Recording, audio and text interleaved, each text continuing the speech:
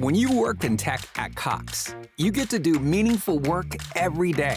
You get to be the biker who codes as fast as he rides, crafting advanced tech solutions that transform car buying. Or a guitarist who develops harmonious apps and websites, connecting people to people and businesses, all in real time. A savvy soccer mom running solution sets as passionately as she runs gameplays. Be the super secret keeper, designing cybersecurity systems to protect private data and websites. A planet protector, expanding EV battery life and inventing more ways to build a better future for all. When you work in tech at Cox, you get to do career-defining work that solves the greatest problems of our time. Join us and connect to work that improves lives, including yours. Learn more about our family of businesses at cox.career/tech.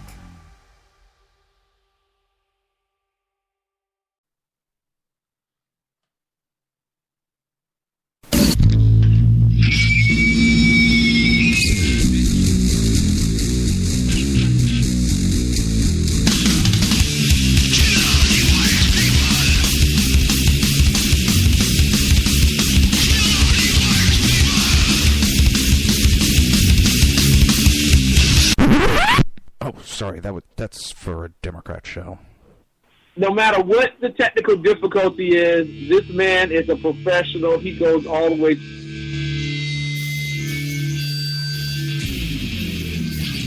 What you represent to them is freedom.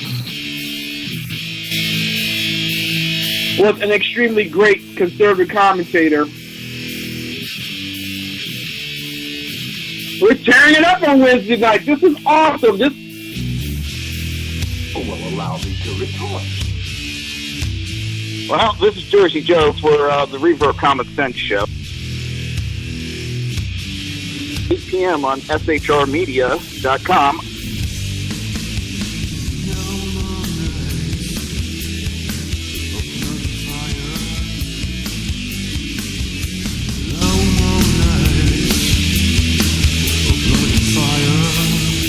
This show contains language that some viewers may find offensive. Listener discretion is advised. And now on to the show. And welcome to the Reaver of Common Sense. I am your host, Jersey Joe, making sense out of the senseless. The Jersey Takeover is here. We have expanded to 2 hours every Monday through Friday, 11 a.m. to 1 p.m. Eastern Standard Time. Remember to join the live chat. Go to shrmedia.com. Just click on the chat room button. Join the conversation. If you want to watch a broadcast, go to Reaver.1. Click on the live stream button. We can't make it any easier for you to listen or to watch the show. If you want to support the show and get me a new tongue, or if you just want to support SHR Media, go to Reaver.1 again and click on the Reaver store. Pick yourself up some t-shirts, coffee mugs, or even a Reaver jersey. How's everybody doing? Today is Monday. It was a long weekend. Nice long weekend. I did nothing political. Did nothing with the show. I actually spent either with my family or playing EverQuest. You know, it was a nice stress reliever. And good morning, Kel. Thank you for being here. Yeah, I spent pretty much the whole weekend just playing EverQuest. Haven't done that in a while. It was fun. It was relaxing. So, we're coming up on the Boston bombing anniversary. And the politicians are still denying the obvious. As the Boston prepares for the 2016 marathon, memorials have been organized across the city. 3 years later, however, have the authorities really learned anything from the bombings? Judging by the support for Muslim Brotherhood institution in Massachusetts offered by politicians, law enforcement, and journalists, it would seem not. 3 years ago, Sarnax lay wounded, hiding from city police in the city of Watertown, a leafy suburb of Boston. On April 15th, him and his brother had bombed the Boston Marathon, murdering 3 and injuring hundreds. Over the next few days, Sarnix would kill MIT police officer, take a hostage, wound police officers in a firefight, and run over his brother. By April 19th, the injured Sarnak awaited an inevitable capture, bleeding in a Watertown backyard as law enforcement closed in.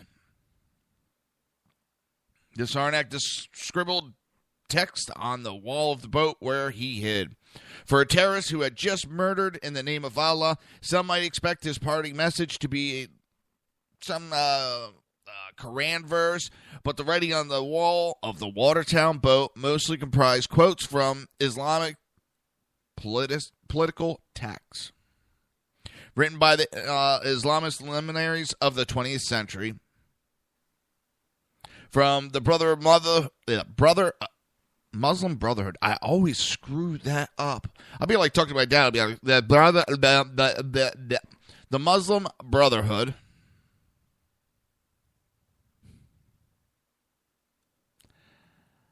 I can't believe it's already been 3 years also. Whew.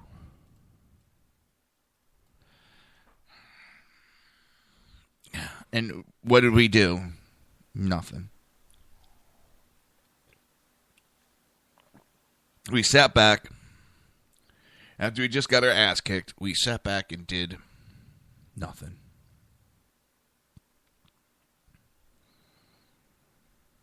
We did zero. This administration is, well, the little kid that's got the everlasting wedgie. Either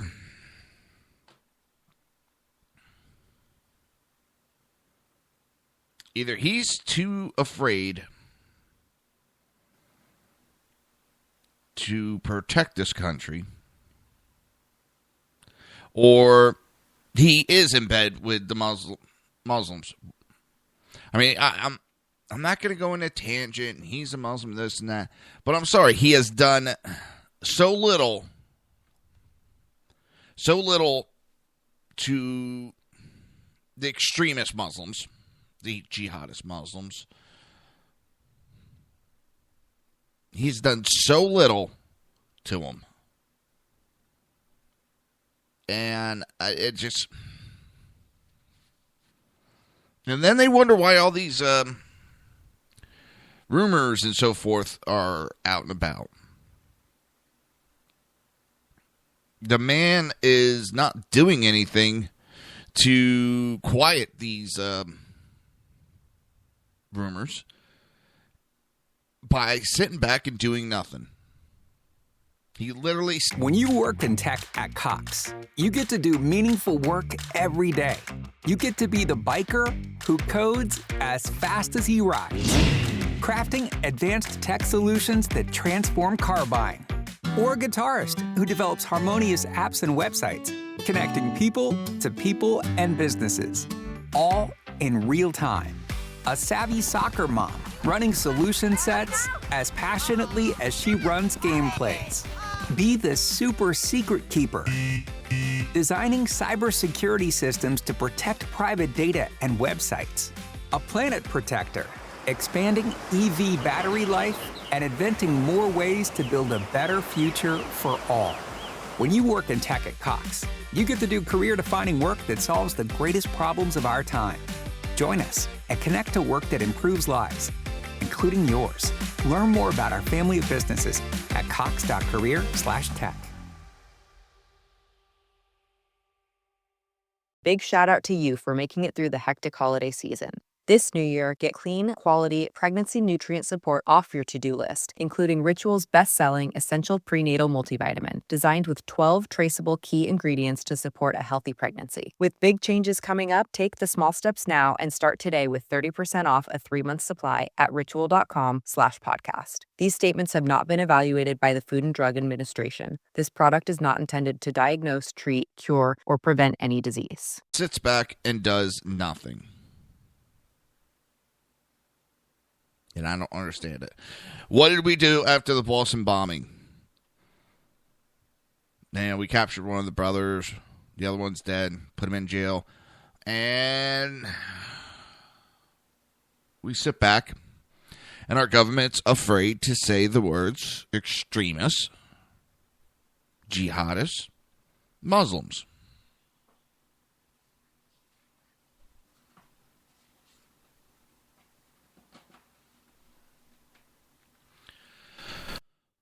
And it's...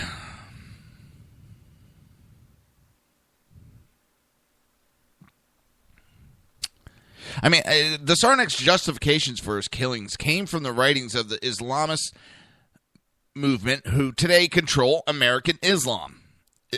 Islamic groups who have, on the last few decades, found favor with Americans' politics and media elite. Radical mosques, such as the Islamic Society of Boston, remains a magnet for politicians, city officials, and journalists who want to express their love of American Muslims. Most recently, Boston Police Commander William Evans spoke at the mosque declaring, "We are all Muslims deep down. We all yearn for peace." Ooh.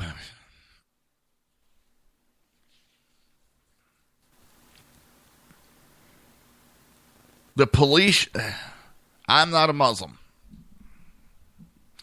Does that mean I hate all Muslims? No. But I am not a Muslim, just as I'm not Jewish.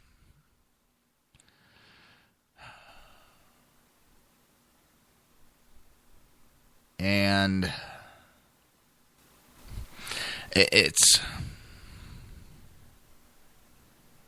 it's really sickening watching our officials grovel and beg at the feet of the people who are trying to kill us.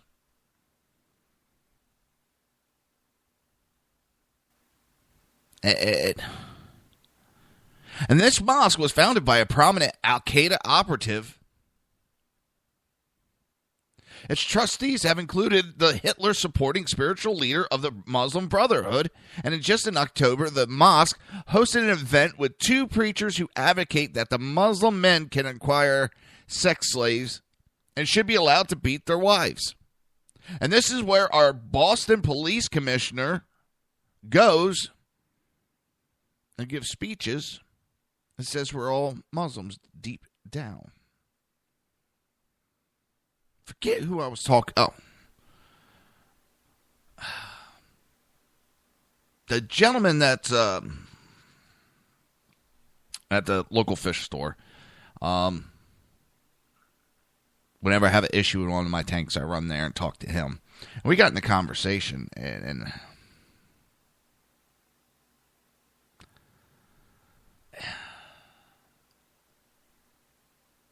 he can't understand, and I can't understand, how our officials just, they grovel for acceptance from the people that are trying to kill us.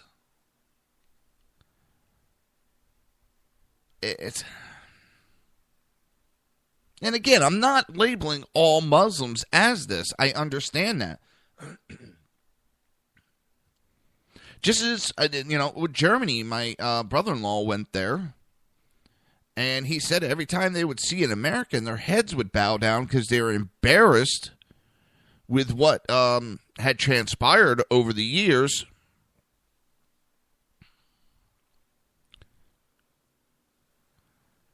With World War II. They were embarrassed. Well, they shouldn't be. They had no part of it. And any Muslim that does not have a part in this extremist movement shouldn't be embarrassed. Keep your heads up. I would support and protect somebody of that nature. So don't take this, because I hate when the left does that. You know, just because you're talking about it, you're trying to label all. No, I'm not. I've made that quite abundantly clear in prior shows. I do not support the ideology that all of them are evil. I also understand that it's maybe 10% of them.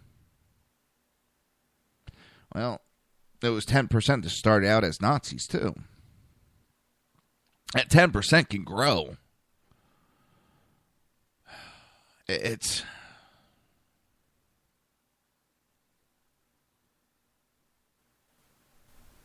And I can understand where the left comes from sometimes with that, because there's many on the right that have pasted and labeled all Muslims, all, as this evil. Well, Christianity has done things over time, too, that, not ashamed, but it did some horrible things over the years. But we, Christians, learned where Muslims, the Muslim religion, has not, and continues to have that sect that is just pure evil. But we got to stop, as a country, kissing the ass of all the Muslims, because that's what we're basically doing. We have the Muslim Brotherhood literally in the White House. They sit on these boards with the president to make decisions on the countries. They've been put in power in multiple positions. Now, up until Obama, Muslim Brotherhood was enemy of the state, which is a kill on sight order. They are labeled a terrorist organization. In the United States, they have been, and other countries, but yet they now sit at the table at the head of the United States. And people applaud that. And I can't understand. When you work in tech at Cox, you get to do meaningful work every day. You get to be the biker who codes as fast as he rides, crafting advanced tech solutions that transform car buying. Or a guitarist who develops harmonious apps and websites, connecting people to people and businesses, all in real time. A savvy soccer mom running solution sets as passionately as she runs gameplays. Be the super secret keeper, designing cybersecurity systems to protect private data and websites. A planet protector, expanding EV battery life and inventing more ways to build a better future for all. When you work in tech at Cox, you get to do career-defining work that solves the greatest problems of our time. Join us and connect to work that improves lives, including yours.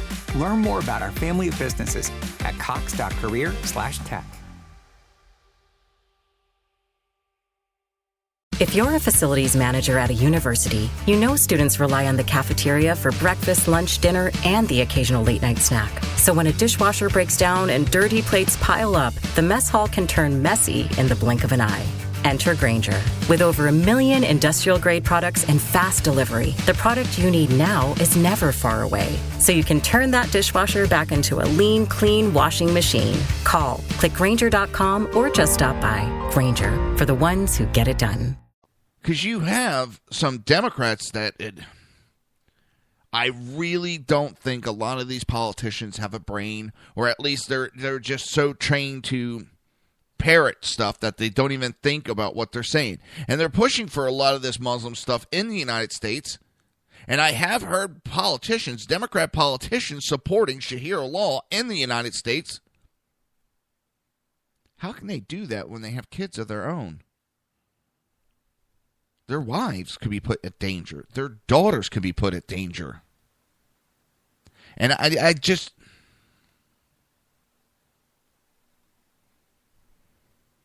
I don't get it. I don't get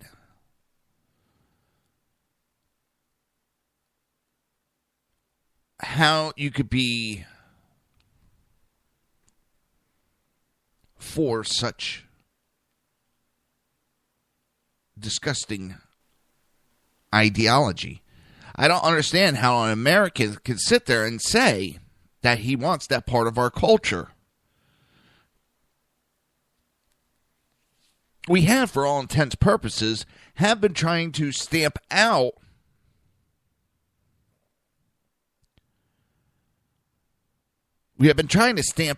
all of this throughout our history. And yes, that makes us the world police. Yes, I need to shave my head. I haven't shaved it in a couple of days.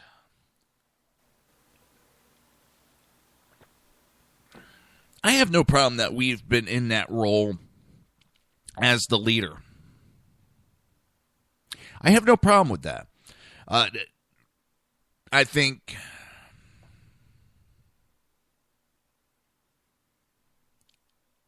with what has been expected, the one thing I hate about this whole Iraq and Afghanistan, everybody was for it. Everybody was pushing us. When we went in and did it, those same countries that were supporting us and pushing us that we need to do this, we need to clean up those areas. Oh, wait a minute. It's not exactly popular. There's a small group that don't like it. Oh, the United States is so bad. They shouldn't have done it. Yada, yada, yada.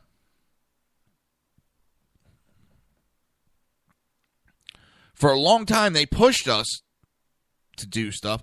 And then when we do it, they get upset. And now we're being told that the world hates us about it, but Obama is making everything better. I've never heard of the many people that are now hate this country. He tries to kiss ass with the countries that want to kill us and piss on the countries that are friends with us.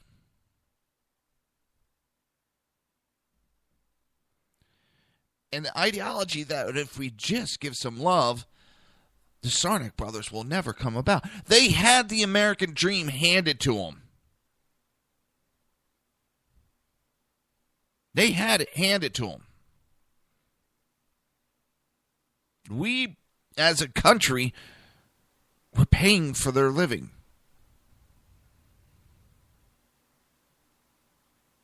And they turn around and blow up Americans.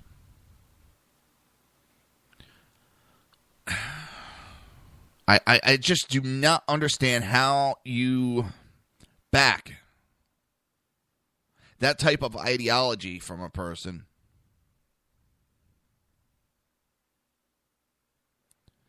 And that ISB mosque, the Islamic Society of Boston, teaches the very text that Sarnak scribbled across the Watertown boat. These teachings are of a Muslim Brotherhood educational program. The ideology link could not be even clearer. The Sarnak brother left written confirmation, blood, and ink that explains his actions. Authorities, however, refuse to consider what terrorists themselves proclaim, because to accept that Islamic ideology leads to Islamic violence, which be to acknowledge that the self-proclaimed guardians of American Islam pose a serious threat to the security of the United States. It would be to acknowledge that America has fundamentally misunderstood Islam itself.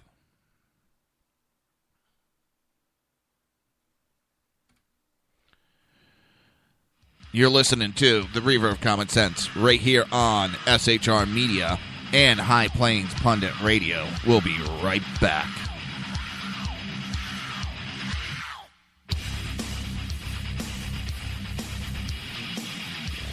Conservative media done right.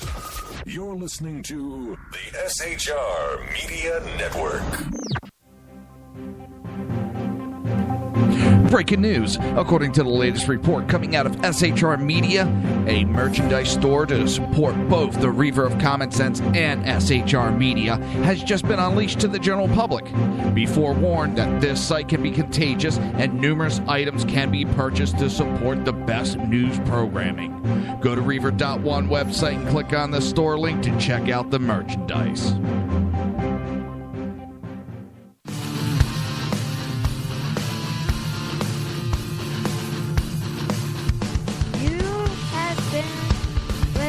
To Reaver of Common Sense, hosted by my dad, Jersey Joe.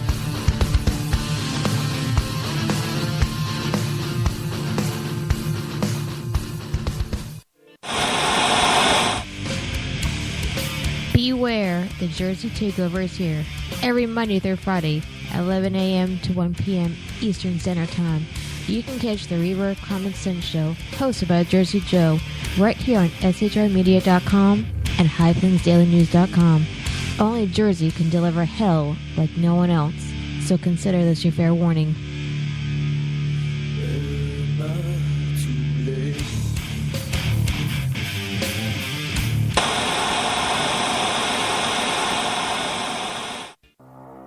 In a world controlled by corrupt politicians. You got a business. You didn't build that. A team of ordinary men emerge from the ashes to give voice to the voiceless and hope to the hopeless. Sackhead Sean. Dude, I'm not saying cough for the stupid pro. Sackhead Clint. All good friends of ours usually show up drunk. Also starring Sacco as the producer. I'm a little bit drunk, 'cause I'm drinking. They are the Sackheads Radio Show. Every Wednesday at 8 p.m. Pacific on shrmedia.com.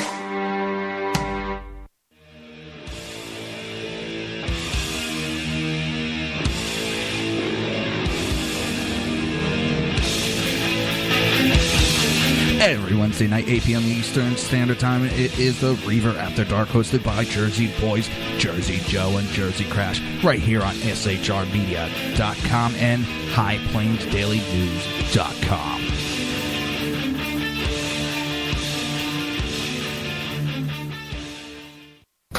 Times are dark.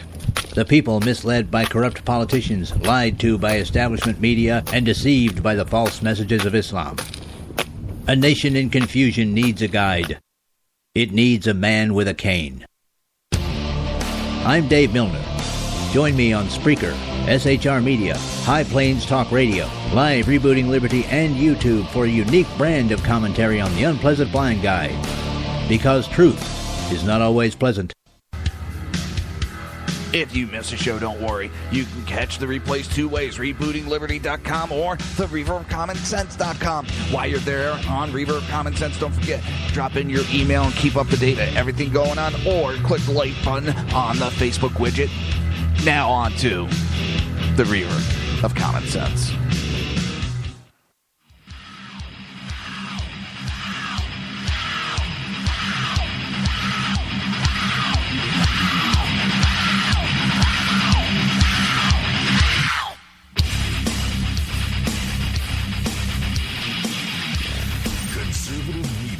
Done right.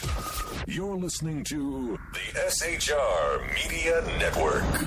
This show contains language that some viewers may find offensive. Listener discretion is advised. And now on to the show. And welcome back to the Reaver of Common Sense. I am your host, Jersey Joe.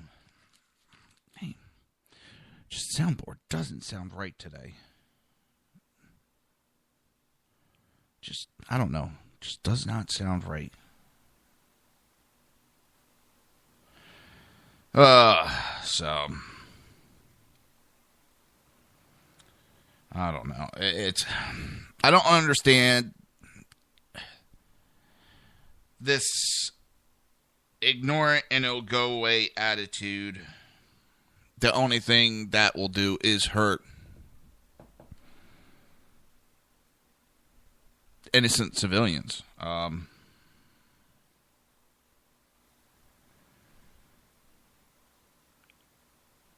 and time again. I mean, it's...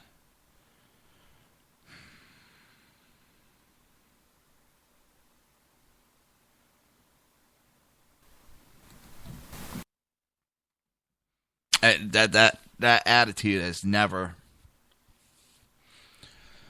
worked.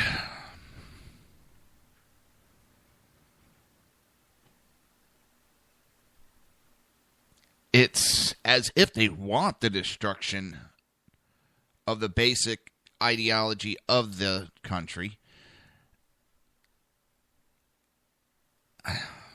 I don't understand why someone would want to go down that path. The authorities they refuse to consider what a terrorist themselves proclaim. We have these terrorists proclaiming what they are, screaming from a rooftop what they are, and our authorities go, no. That's not what they are. They don't understand what they are. They're just looking for jobs. They're just, they just need some love. It's mind-boggling stupidity.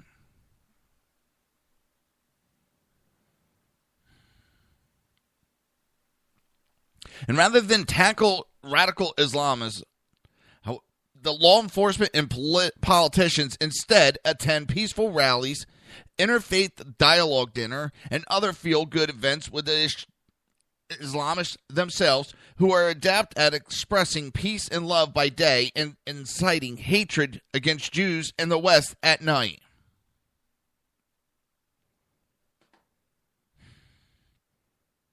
And out of all of them, the law enforcement, these police chiefs and so forth, that actually, they're politicians anymore. And it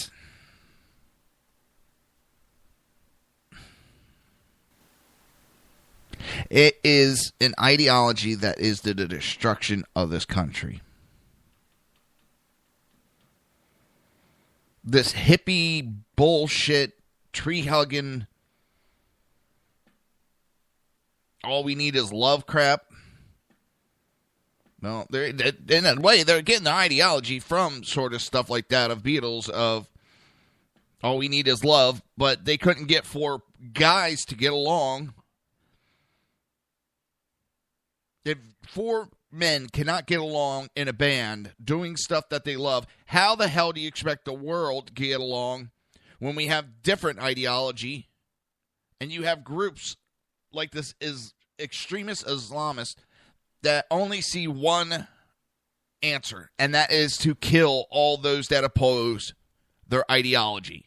And that includes killing other Muslims that don't agree with their interpretation of the Quran.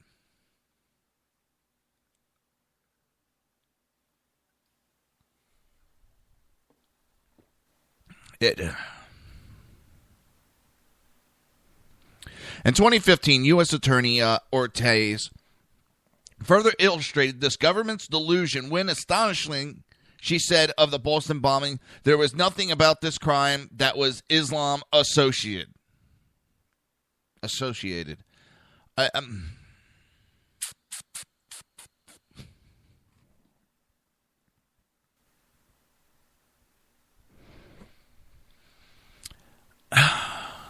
Now, the writings that he left, the Islamic quotes he left, screamed that there was nothing Islamist about this. This is a sickness, and it's going to make the matters worse. And the ones that pay the price are not these idiots, not these politicians, not these government workers. It is civilians that pay the price when Islam comes knocking at the door.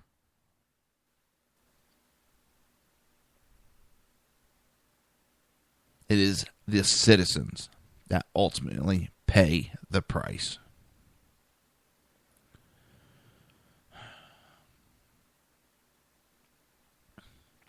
When pressed on Sarnak's Islamic invocation, Ortiz went so far as to define herself what makes a real Muslim, starting that the Sarnak ideology was a skewed view of the religion of Islam.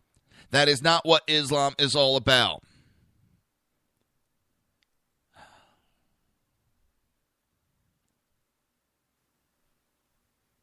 Well,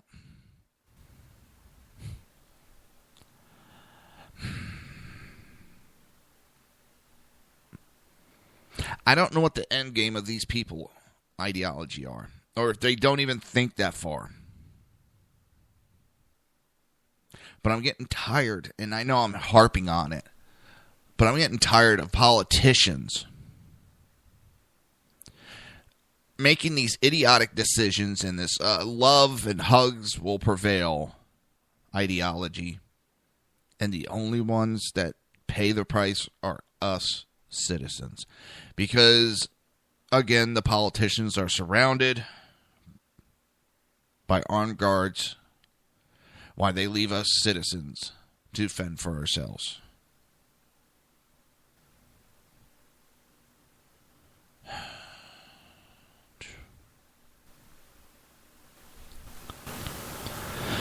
Government officials and Islamists currently share something in common. They both believe they have the better right to define true Islam than ordinary Muslims themselves. So 3 years since the Boston bombing, Massachusetts officials have not just failed to understand the threat, they refuse to accept that ideology plays any part at all.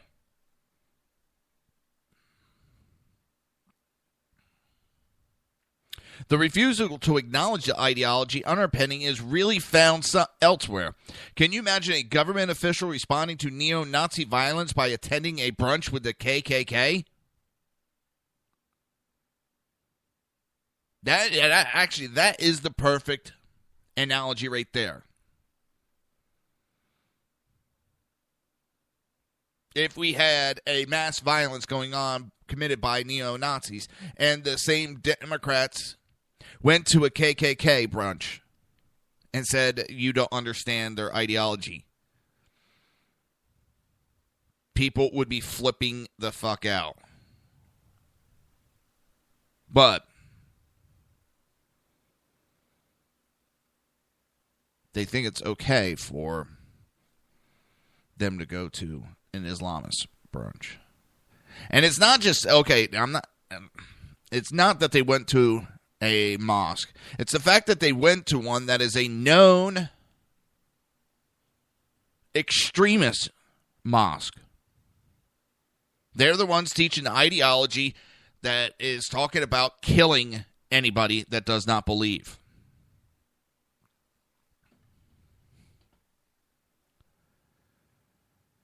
Where does this leave the ordinary Americans concerned for their safety of their families? Where does this leave voiceless, genuine, moderate Muslims whom authorities ignore while kowtowing to Islamist group like the ISB?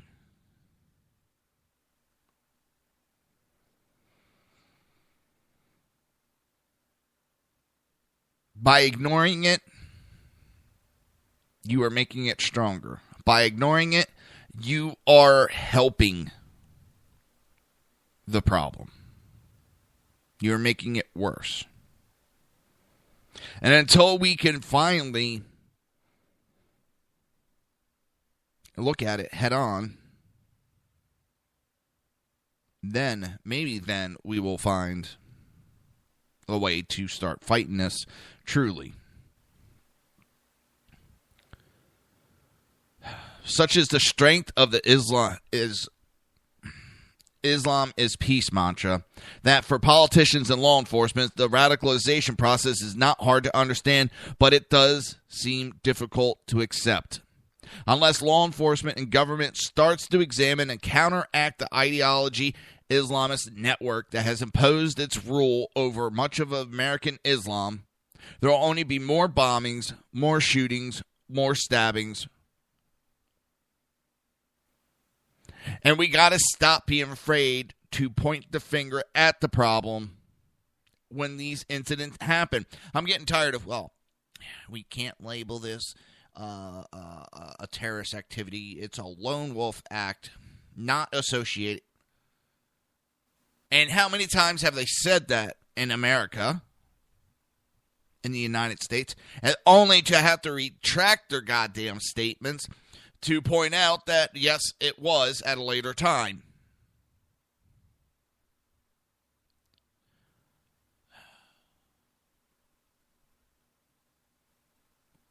This ideology that this progressive liberalism is bringing us is only bringing death and destruction.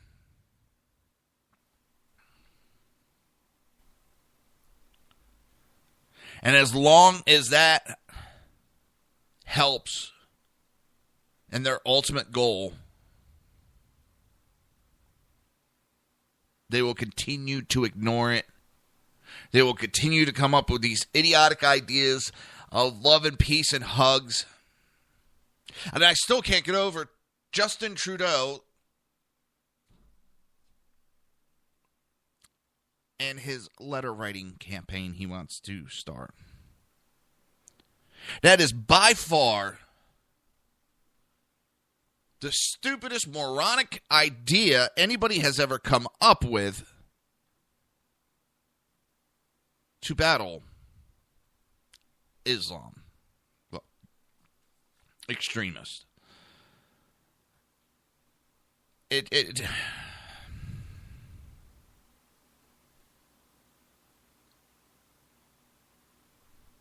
really saddens me when I hear stupidity of that magnitude and he's running a country.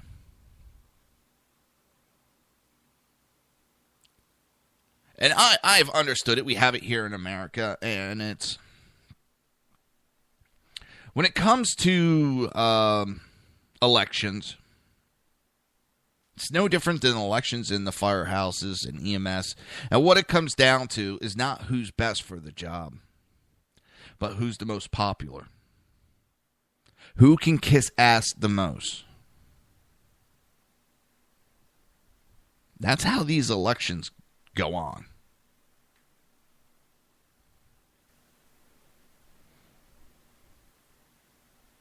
It's not who is best for the job. Every now and then you have an election and that prevails. But I've seen too many times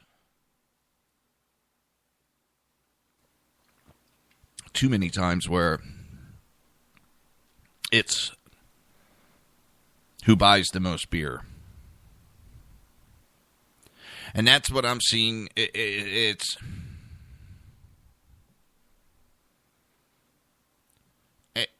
is who can offer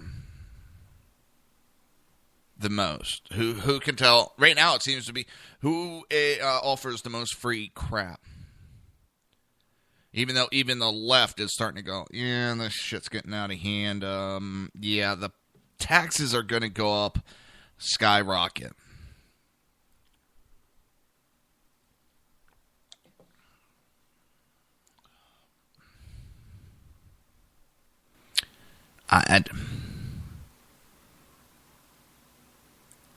We got to stop electing these idiots.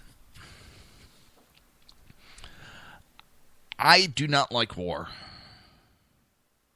but I also understand that sometimes the only way to peace is through war. I understand that, and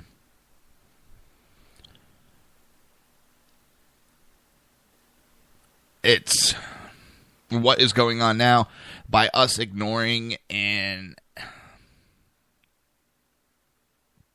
wishing and praying it goes away. It's not. It is not going to go away. And our politicians pointing the finger at each other, all you're doing is helping them. You're listening to the Reaver of Common Sense right here on SHR Media and High Plain Pundit Radio. We'll be right back.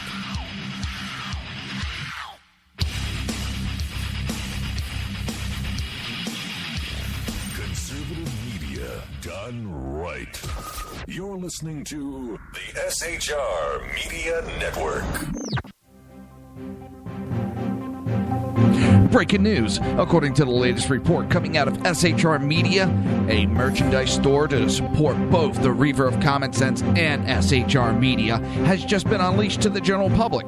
Be forewarned that this site can be contagious and numerous items can be purchased to support the best news programming. Go to Reaver.one website and click on the store link to check out the merchandise.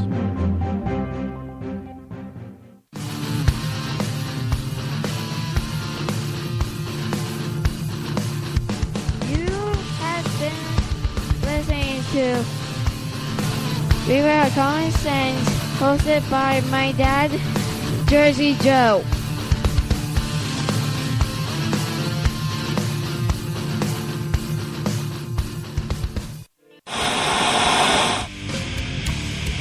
Beware, the Jersey Takeover is here. Every Monday through Friday, 11 a.m. to 1 p.m. Eastern Standard Time. You can catch the Reaver of Common Sense show, hosted by Jersey Joe, right here on shrmedia.com and highplainsdailynews.com. Only Jersey can deliver hell like no one else, so consider this your fair warning.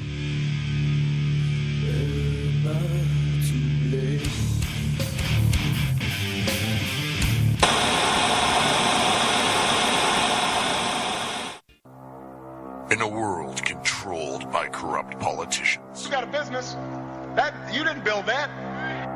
a team of ordinary men emerge from the ashes to give voice to the voiceless and hope to the hopeless. Sackhead Sean. Dude, I'm not saying cough for the stupid pro. Sackhead Clint. All good friends of ours usually show up drunk. Also starring Sacco as the producer. I'm a little bit drunk, 'cause I'm drinking. They are the Sackheads Radio Show. Every Wednesday at 8 p.m. Pacific on shrmedia.com.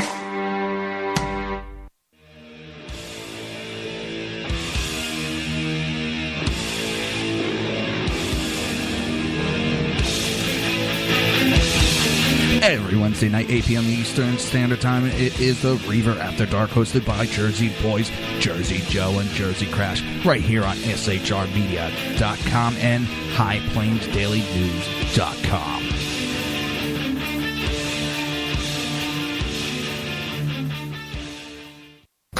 Times are dark.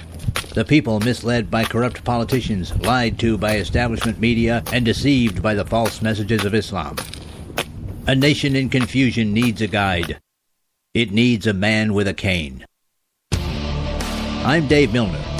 Join me on Spreaker, SHR Media, High Plains Talk Radio, Live Rebooting Liberty, and YouTube for a unique brand of commentary on the unpleasant blind guide.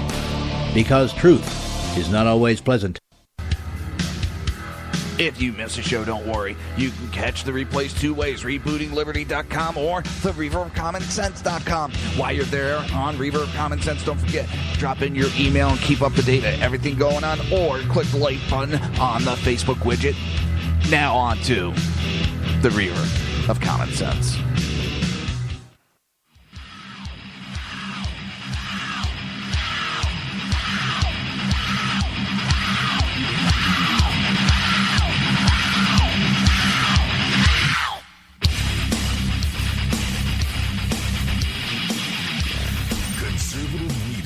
Done right.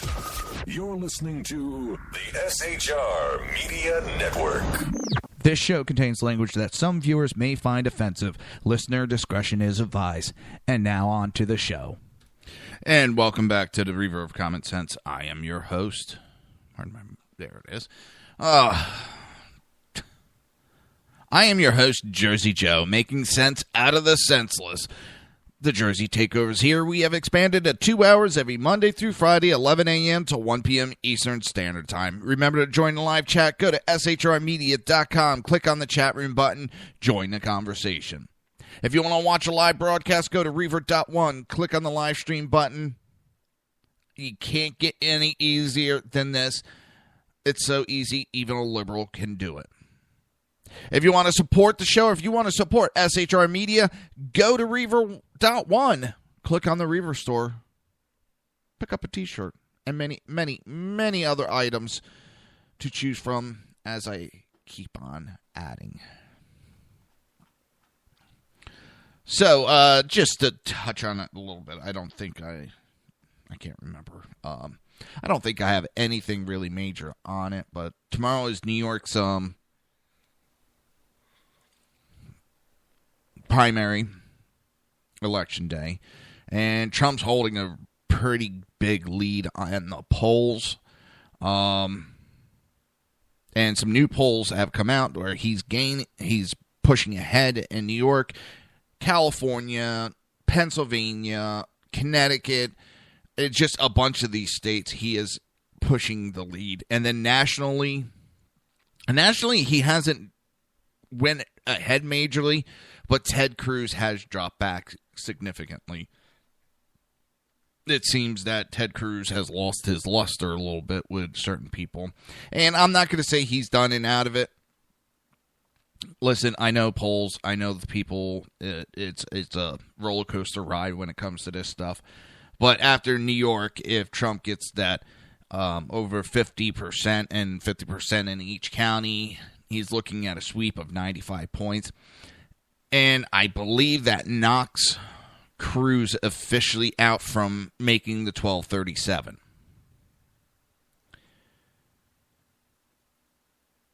And I wonder, after all his rhetoric about, Rubio needs to drop out and Kasich needs to drop out and this one needs to drop out. They can't get to those numbers. It's impossible for them to get to those numbers. They need to drop out. Will he drop out if he is mathematically eliminated? I mean, he won't, and I know he won't. I'm not calling for him to drop out, but his rhetoric says that he should. I know he won't. And one other thing that I want to bring up. So late last night, I was laying in bed doing some reading. And one of the things I keep hearing from people is, well, Ted Cruz has argued out of the Congress the most in front of the Supreme Court. So he should be our president because he's argued in front of the Supreme Court 9 times. Yeah, so out of that 9, he won 2, lost 4, and 3 other ones, excuse me. My math was off in my head. The 3 others, they listed as a draw because basically what it was is it was recommended to Ted Cruz that he take it back down to a lower court. Basically, they said, you're going to lose this. Take it back down to the lower court. And when it was taken down to the lower court, he lost those 3. So he technically did not get a ruling on the Supreme Court, but they did tell him to drop it back down, and he's lost those 3. Out of that 9, he only won 2. And that makes him qualified because he lost a shit ton of court arguments in front of the Supreme Court. They never tell that part, and they always link in about his gun rights, his Second Amendment. He was part of the Heller versus D.C. Well, they make it seem like he actually was in front of the Supreme Court arguing for Heller D.C. He was arguing with him, and he was giving his best. He wrote a paper for the state of Texas that was signed by other states that said they agreed with the lawsuit and they agreed with the backing of the Second Amendment. That's what Ted Cruz did. He wrote a paper listen, that does not make him qualified or unqualified. He did his job. This Supreme Court that I always hear, he lost. He won 2 friggin' cases out of 9. Then why don't we go a couple? Because I know there's one attorney who's argued like 85 times in front of the Supreme Court. Why aren't you going for him to be the next president? I forget his name, and I do apologize for that. But this one, he has the record for argued the most in front of the Supreme Court. So why aren't you trying to get him to run?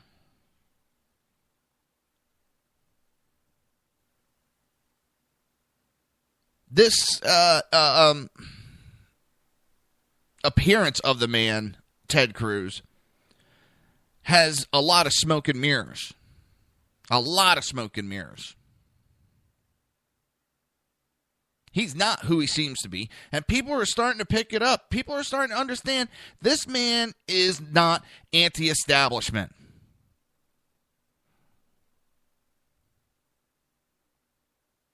Everything he did in the Senate was choreographed.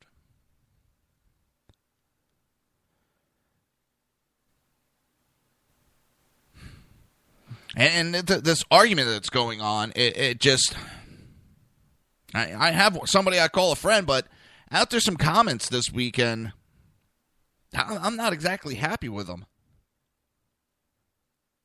Fine, you want to believe that Michelle Fields, even though she has a history of false accusation, the prosecutor decided not to prosecute, drop the charges, because number one, she lied about touching Trump. She was asked if she did. The video shows she did, and she said no. At that point, the manager had a right to step and protect. He had the right.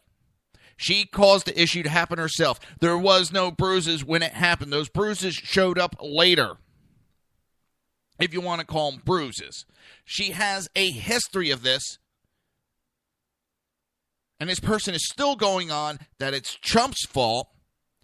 The campaign manager's a thug. He needs to be arrested and charged.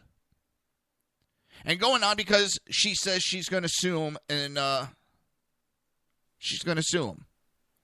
Even though what she's suing him for isn't exactly for the incident that happened. She says she's going to sue him for slander. And in the United States, anybody can sue anybody. But when I brought up the fact that, that the manager had a legal right to step in, the response was from, supposed to be a friend of mine, did you get that from Trump Bart?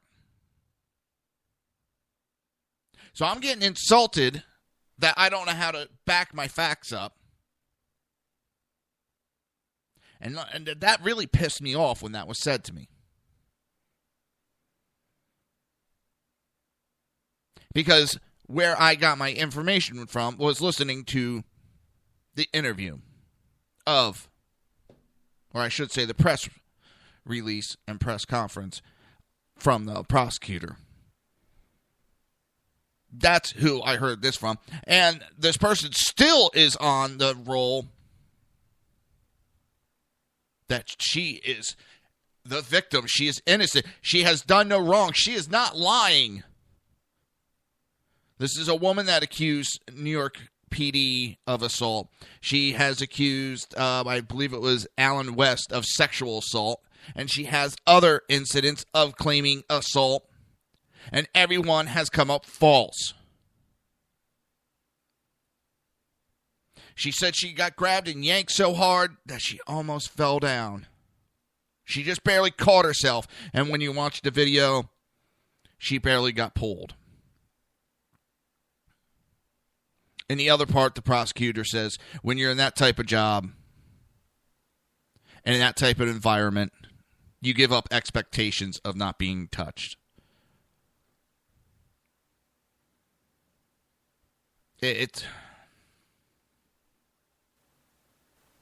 She saw dollar signs, and she still sees dollar signs. And she's got a book coming out. So this is perfect opportunity for her to cause an incident. She is against Trump. And now she's trying to slander the prosecutor, saying that he or she has ties to Trump, when it was said from the beginning that this prosecutor has direct ties to Hillary Clinton. So that would be a perfect time for them to push the issue and charge to help Hillary. But the case was so weak.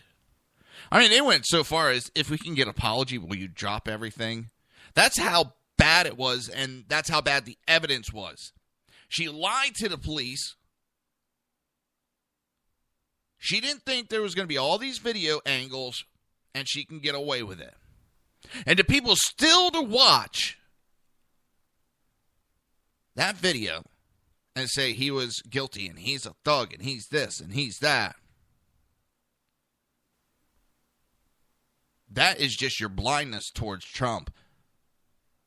The man is not guilty of assault. The man is not guilty of battery.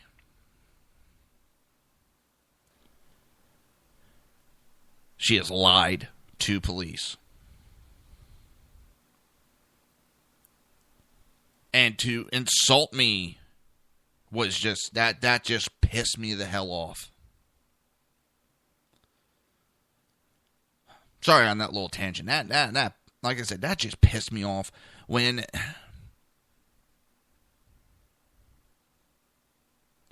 the other one, we were in another show, and I was told, because we were arguing back and forth between Trump and Cruz, that he will never shut up and he'll keep saying what needs to be said. And he was repeating himself very often that night. Just as the other night, I repeated myself, and I got something, I'm cluttering up his timeline with repeating myself. And he doesn't want that. So he's allowed to repeat himself and scream what he wants when it's his version. But when anybody else does it, he doesn't want that. And he's going to complain about it. Yeah, that was not. I lost a lot of respect and a lot of trust with this person. Especially, I find, still doesn't want to believe, and you want to go on. But to attack my integrity on where I get my information and whether I back it up or not. Yeah. Not happy with that. But we will see tomorrow how it goes in New York. Listen, people are not dumb. People in the Northeast are not going to put up with... All right, they don't... The Northeast corridor does not like Texas, but there is a little bit of a, I want to say, Texas is always bowing their chest up and how great and how big everything's bigger in Texas. And I think the two states or two areas do not click that good. Not saying they hate each other, but with Ted Cruz making his comments and then going into New York and trying to blame anybody and everybody else, which that is one of my issues I have with this candidate. He does not take responsibility for anything. And that's what he's doing with the New York values comment. He would not take ownership of it. He's trying to blame it. He blamed it on Trump. It was Trump who said it first. It wasn't me. It was Trump. Come on. And the polls are showing that. The polls are showing there is a conservative value in New York. When everybody says New York, they automatically think of New York City and how liberal that is. But they don't think about and understand the rest of the state, that it's pretty much conservative. But the largest population is New York City, and they kind of sway which way the state's going to go. So, I'm getting tired of this. People sticking up for a comment like that. I saw a New Yorker sticking up for the comment and trying to justify the comment. And I'm from New Jersey, and it offended the shit out of me. Because you're telling me just because we're from a certain area, we do not have conservative values. Just because we're in certain areas, we can't be a part of the election process because we have supposedly different values. That's one of the things that really started swaying me. I was a Trump supporter up until that, and I started, hang on, that kind of pisses me off. And then other incidents started to happen, and that's when I went, I'm cutting ties, I'm walking away.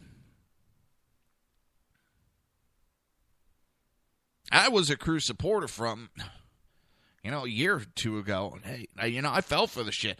Oh, man, this guy would make a great president. And then once I started seeing stuff, and that New York values ones is one of the first ones. My dad's just sitting there with a smile going, told you something about him. The man is not who he appears to be. He has a lot of smoke and mirrors with that guy.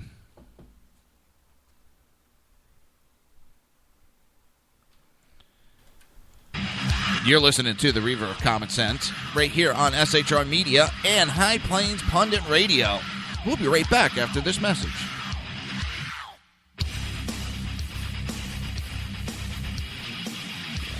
Conservative media done right. You're listening to the SHR Media Network. Breaking news. According to the latest report coming out of SHR Media, a merchandise store to support both the Reaver of Common Sense and SHR Media has just been unleashed to the general public. Be forewarned that this site can be contagious and numerous items can be purchased to support the best news programming. Go to Reaver.one website and click on the store link to check out the merchandise.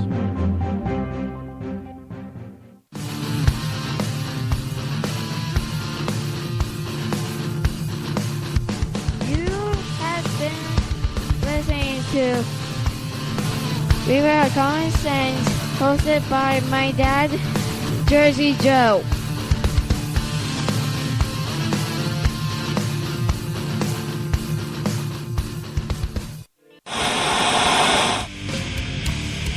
Beware, the Jersey Takeover is here.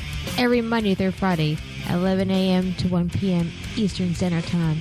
You can catch the Reaver of Common Sense show, hosted by Jersey Joe, right here on shrmedia.com and highplainsdailynews.com. Only Jersey can deliver hell like no one else, so consider this your fair warning.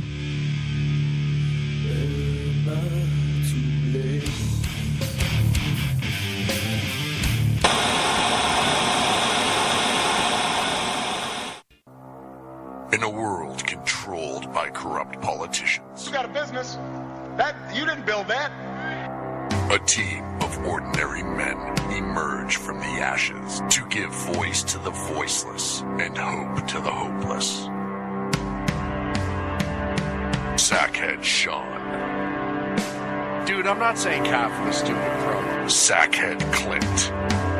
All good friends of ours usually show up drunk. Also starring Sacco as the producer. I'm a little bit drunk, 'cause I'm drinking. They are the Sackheads Radio Show. Every Wednesday at 8 p.m. Pacific on shrmedia.com.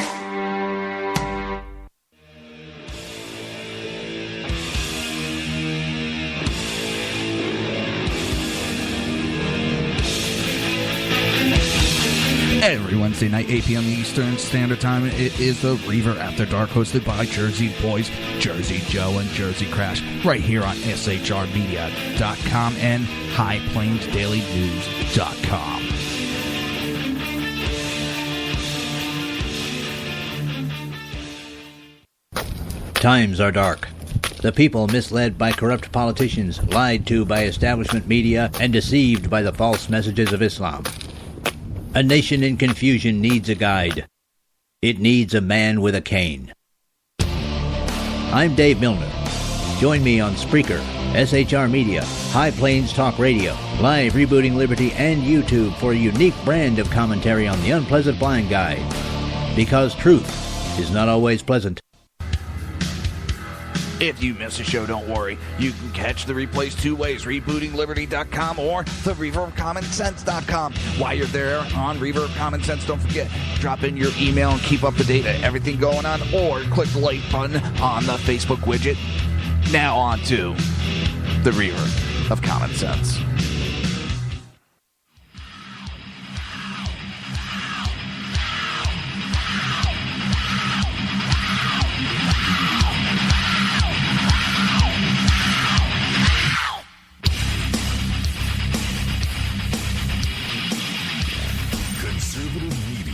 Done right. You're listening to the SHR Media Network. This show contains language that some viewers may find offensive. Listener discretion is advised. And now on to the show. And welcome back to the Reaver of Common Sense. I am your host, Jersey Joe, trying to make sense out of the senseless. Well, the Jersey Takeover is here. We have expanded to 2 hours every Monday through Friday, 11 a.m. to 1 p.m. Eastern Standard Time. Remember to join the live chat. Go to shrmedia.com, click on the chat room button, join the conversation. If you want to watch a broadcast of the show, go to Reaver.one, click on the live stream. And if you like the live stream, do not forget to subscribe to the show. If you want to support the show and support SHR Media, go to Reaver.one, click on the Reaver store button, and pick yourself up a t-shirt, coffee mug, or even a Reaver jersey. So,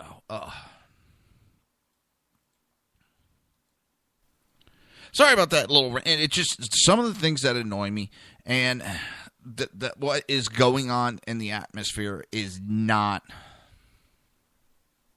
conducive to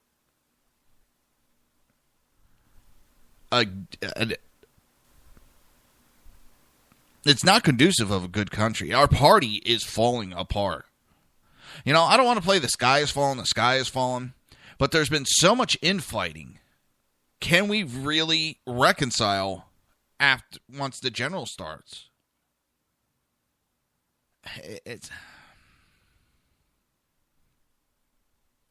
Can we reconcile?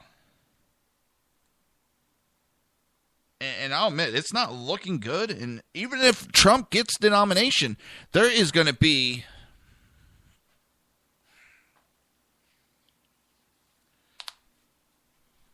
both sides are going to be unhappy, no matter who the nomination is. And if it's someone other than Trump or Cruz, you're going to have a large portion of the base pissed off. But there's been an awakening that's happened with the American people. American people that had been quiet and didn't really get involved in the past because they just followed along with what the RNC told us. They accepted that they know what they're doing, so we'll follow along. Well, it's put this country in perils. And a lot of people are tired of it and standing up and speaking out. And literally, they're being told to shut up and sit down by the RNC. Pubis, whatever the hell. He is actually told I forget the exact wording, but it's like, sit down and shut up if you don't like what's going on. This is not smart. You're pissing off the base. And it's not looking good altogether. It really isn't.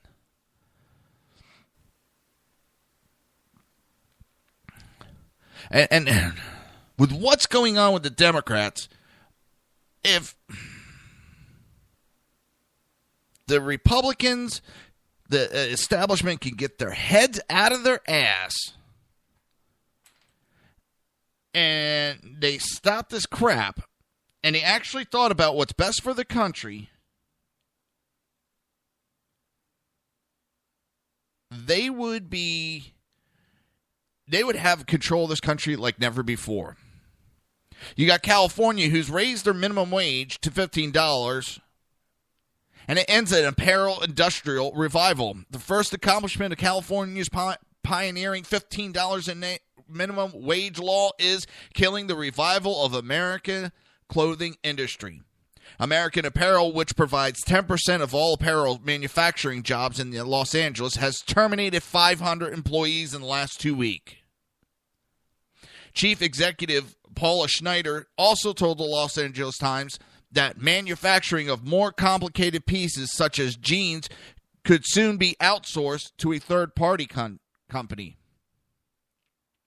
The company did not tie the announcement directly to California's Governor Jerry Brown signing the nation's first statewide $15 an hour wage on April 4th, which he said would be a bad thing. He admits it's going to kill jobs, but yet he still signs the bill. But the layoffs started shortly, almost immediately after Brown's action, and were announced on April 14th as labor organizers filled Los Angeles streets with fast food workers set to strike, supported by unionized home health care and child care workers.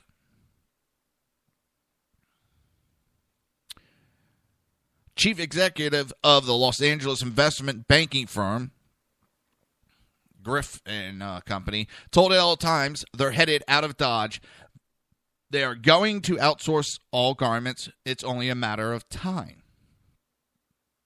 At the turn of the 21st century, Los Angeles County was the rag trade capital of America, with 4,000 active apparel-making sites employing almost 90,000 workers. The Los Angeles area was over twice the size of the rag trade in the New York region.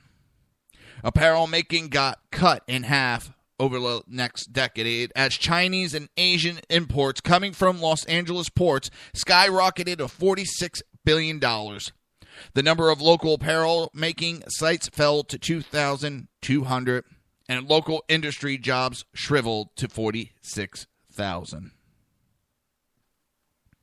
But according to the California Fashion Association, Los Angeles apparel making was back to growth by the 2013 as a steady inflation rate in China, driven by higher labor costs, increasingly pushed apparel manufacturers and textiles contractors to move to lower wage countries like Vietnam, Cambodia, and Bangladesh. Coupled with high seas, land, and air shipping costs, the advantage in outsourcing apparel making versus U.S. manufacturing became less attractive. Last year in Los Angeles County, there were 62,774 workers in apparel making and 10,887 workers in textile manufacturing. Although imports were still substantial, local companies booked revenues of over $18 billion and paid workers $6.4 billion. Average rate of pay for fashion designers was $35 per hour, and the average pay for apparel and textile workers hit $15 an hour. By capturing 36% of all U.S. apparel manufacturing, the Los Angeles County fashion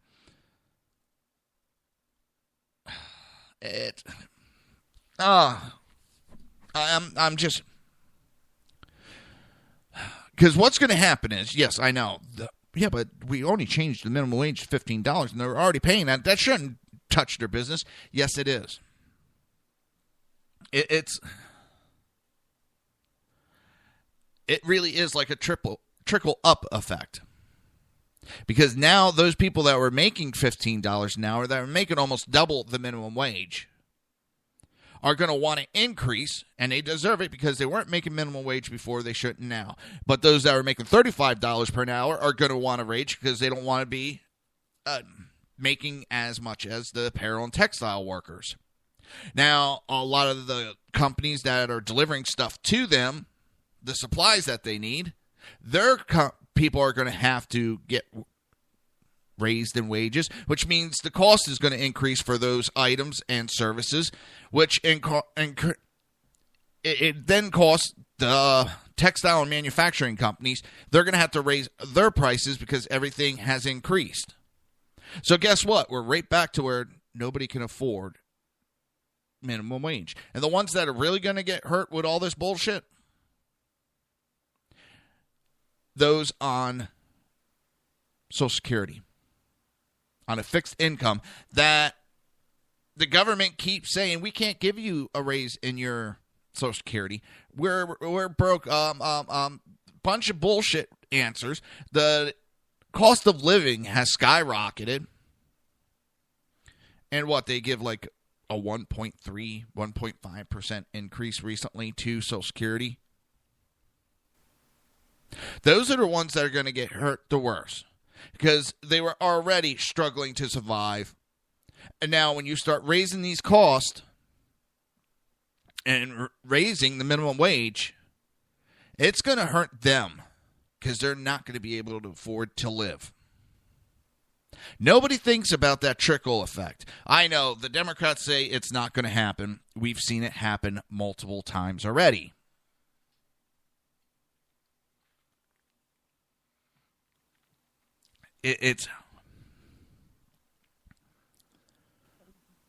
I am not against unions. They have their place.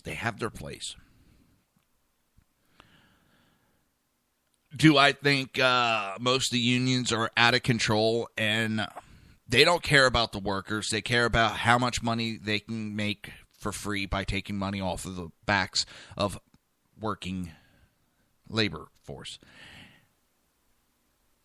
They love seeing this because they get to raise their union cost. How much they're going to charge to be part of the union. So that increases. Once all the cloud is said and done, these people that are making minimum wage before, and they got bumped up to $15 an hour, they're going to be still in the same boat they are in.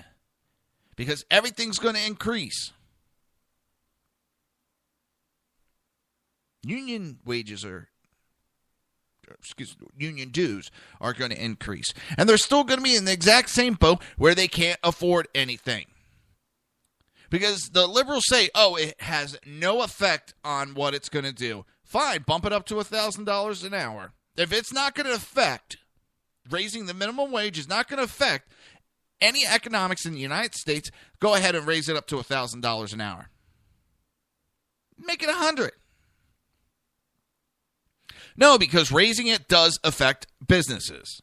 We have seen it in several areas that raised up to $15 an hour where there has been job loss. Companies have folded.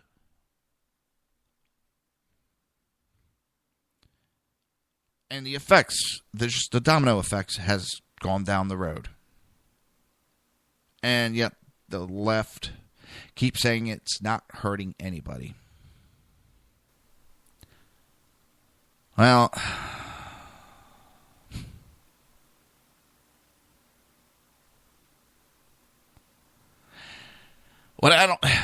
during the signing, there was a lot of cheering by the union workers, some chanting in Spanish at Brown's Los Angeles signing ceremony for the bill lifting the state's minimum wage to $15 an hour by 2022. The governor all but admitted he was terminating the competitiveness of Los Angeles rag trade and tanking the growing workforce with the comment, economically, minimum wage may not make sense.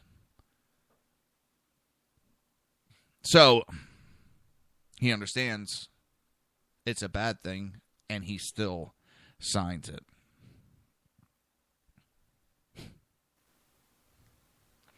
I don't understand that. You know it's a bad thing, but yet you still sign it. Brown rationalizes his actions' brutal consequences by stating, but morally and socially and politically, they make every sense because it binds the community together and makes sure that parents can take over their kids in a much more satisfactory way. He did say one thing perfect in there, in a political way.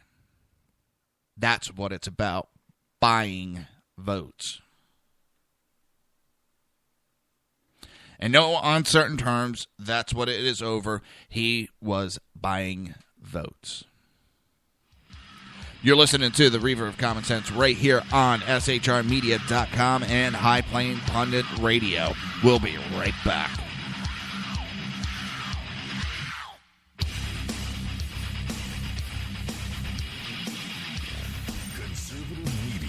Done right.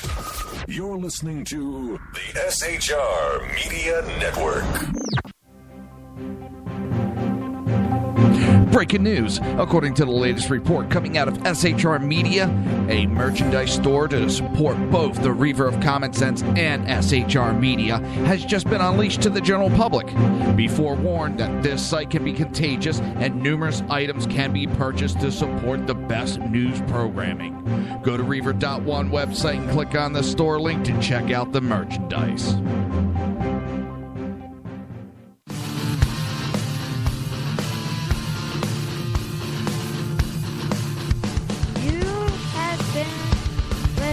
To Reaver of Common Sense, hosted by my dad, Jersey Joe.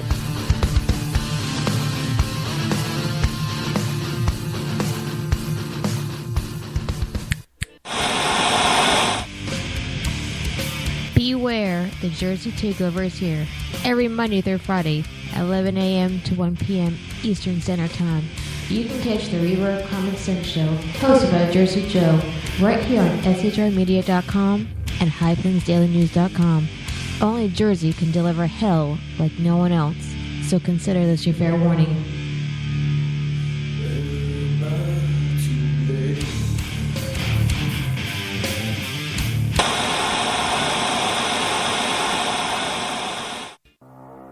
In a world controlled by corrupt politicians, You got a business.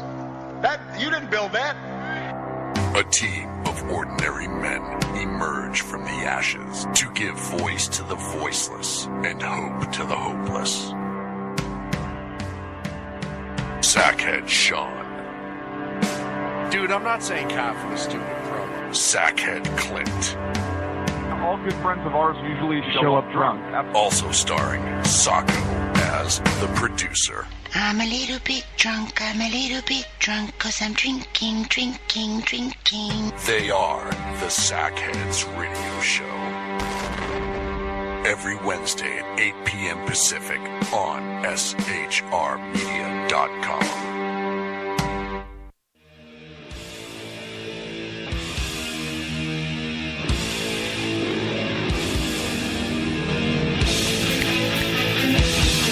Every Wednesday night, 8 p.m. Eastern Standard Time, it is the Reaver After Dark, hosted by Jersey Boys, Jersey Joe, and Jersey Crash, right here on shrmedia.com and highplainsdailynews.com.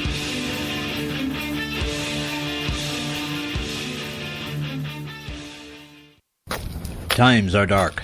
The people misled by corrupt politicians, lied to by establishment media, and deceived by the false messages of Islam. A nation in confusion needs a guide. It needs a man with a cane. I'm Dave Milner.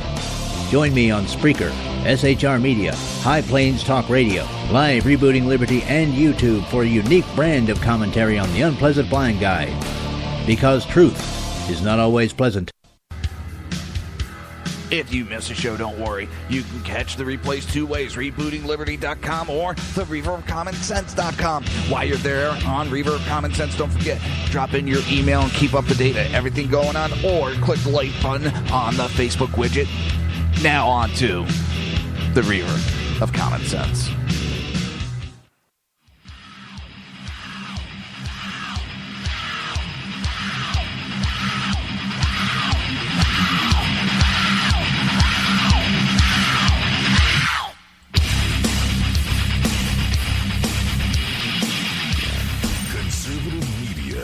done right. You're listening to the SHR Media Network. This show contains language that some viewers may find offensive. Listener discretion is advised. And now on to the show. And welcome back to the Reaver of Common Sense. I am your host, Jersey Joe, making sense out of the senseless. The Jersey Takeover is here. We have expanded to 2 hours every Monday through Friday, 11 a.m. to 1 p.m. Eastern Standard Time. Remember to join the live chat. Go to shrmedia.com. Click on the chat room button. Join the conversation. If you want to watch a live broadcast, go to Reaver.one. Click on the live stream. And if you like that live stream, don't forget to hit subscribe. If you want to support the show or if you just want to support SHR Media, go to Reaver.one. Click on the Reaver store, pick yourself up a t-shirt, coffee mug, or even a Reaver jersey. Now, I was looking at it. For those watching the live stream, I don't know what's going on. It didn't seem like any of my commercials were broadcasting over that, so I do apologize if that. I'm going to have to listen to everything after the show gets done. And it's annoying, this setup. Sometimes I'm having intermittent issues. Sometimes it's working. Sometimes it's not. Sometimes you feel like it not. Sometimes you don't. So it's been revealed that the Colorado lawmakers who voted to scrap elections are the same Ted Cruz delegates. Listen, I have no issue with him. Well, I do have issues, but it's something that won't be settled now. It'll have to be settled for next election. I don't agree that you should be picking out your own nominee. That these politicians should be. I don't think they should be picking him out. That is contrary to the ideology of what this country is based on. But that is, we can't change it now, and I'm not going to cry over spilled milk, but I think it's something that needs to be changed. But what I don't like is that it was changed just in February, and the same people who support Cruz are the ones that voted to do away with the election. That I find a little hinky. Can't do nothing now, as I said. But for Cruz to run around hopping up and down, look at that, I got a win, I got another win, you really want to... He's praising his ability to win when there is no election. I don't understand jumping up and down, hooting and hollering he won when there was no elections. It's a hollow victory, and I don't understand why he would be even making it a bigger story than it already is. He should have, I would have kept my mouth a little bit quieter, not been pushing that I won so much, because it's a hollow victory. There was no vote. Colorado was basically handed to Cruz. I'm not complaining about the win. I'm laughing and saying maybe it's not smart for him to be so egotistical and, ooh, I won. No, you didn't. You had it handed to you. You celebrate failures so many times, it's scary.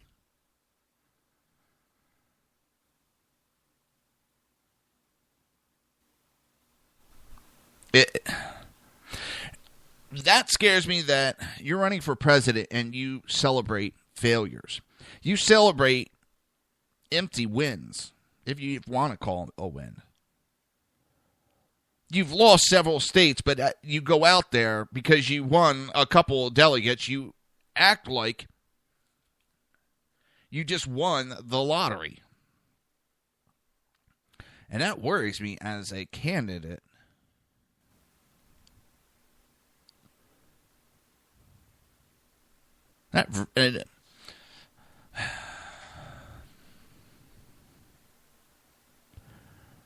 Makes me wonder his true intentions, because he's not out for the betterment. He's not someone's ideology that I would want leading us when he celebrates failure like he does. But it has been revealed that Senator Ted Cruz supporters in the Colorado Republican Party were responsible for crushing an effort to give Colorado the ability to vote in a state's primary.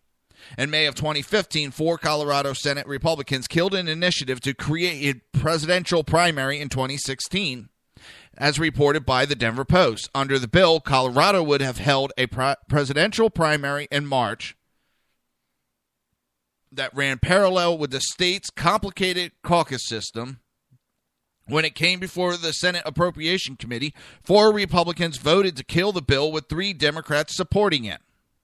The 4 Republicans who voted against the initiative were Senator Granholm, Senator Lambert, Senator Woods, and Senator Sonnenberg.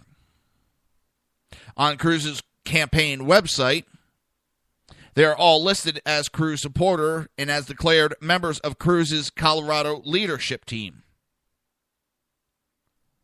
I am honored to have the support of so many courageous conservatives in Colorado, Cruz said about his so-called leadership team in early April. With our incredible team, we are in a very strong position for this weekend's assembly in Colorado.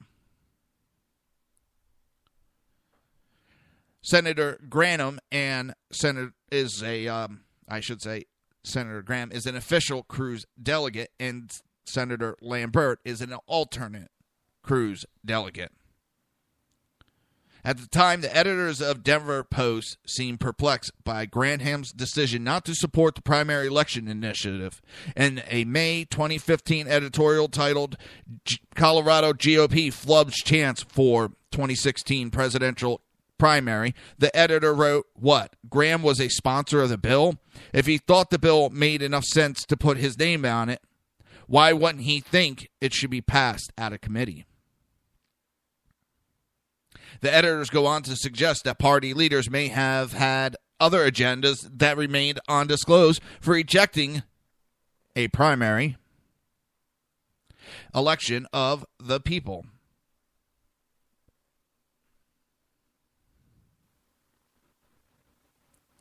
The editors write, an opportunity to move Colorado out of its anticipated presidential caucus has been lost through miscommunication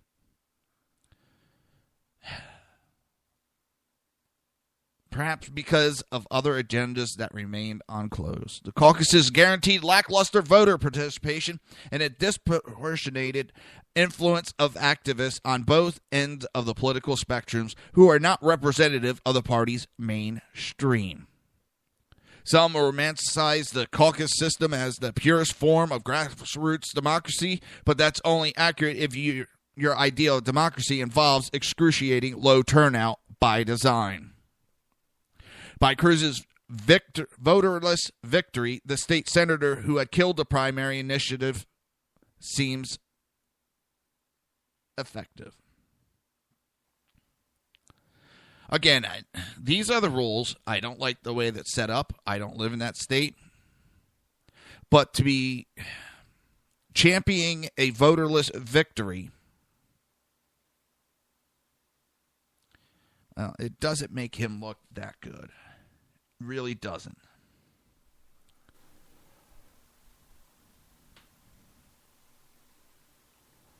And I would not be out there, me personally.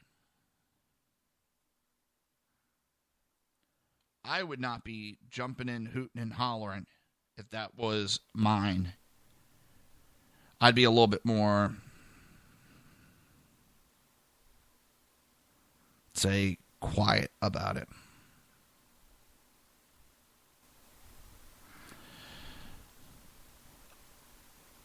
I would not. Maybe it's just me, but I would not be all loud and proud.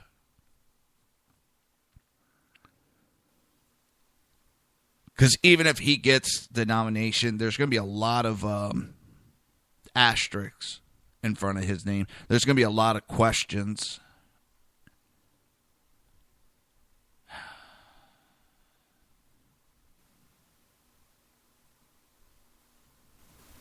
There's now also some questions about the voting of delegates and all that. There's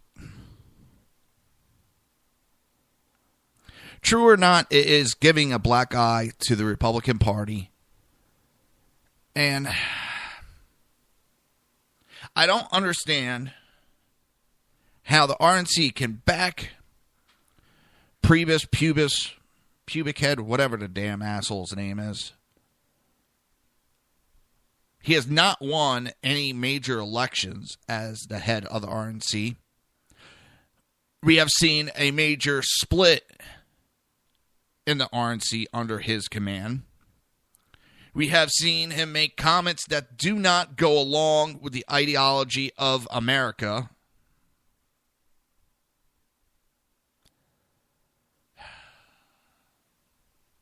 But they still back him. I don't understand it. I really don't.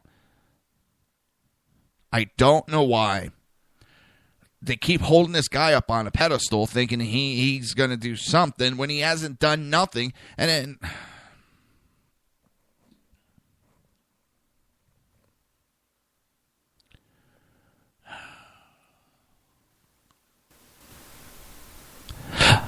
I wouldn't trust this guy to run the campaign of a high school committee. For the president of high school, I would not let him run the campaign because I don't think he could do it.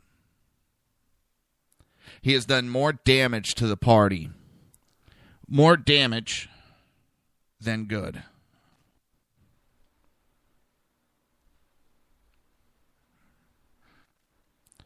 I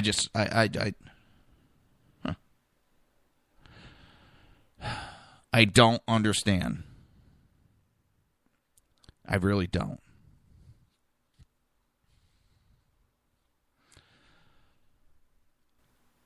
How can you not see the writing on the wall? Seriously. How can you not see everything that's going on in the party? Can you not? Damn it. Can you not see the damage you are doing? Just the board's not sounding right. This is driving me up a wall. I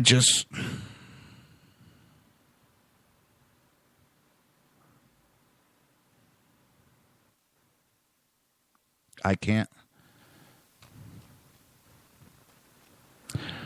I don't understand how you can back someone so blindly like that. And that's what the party's done.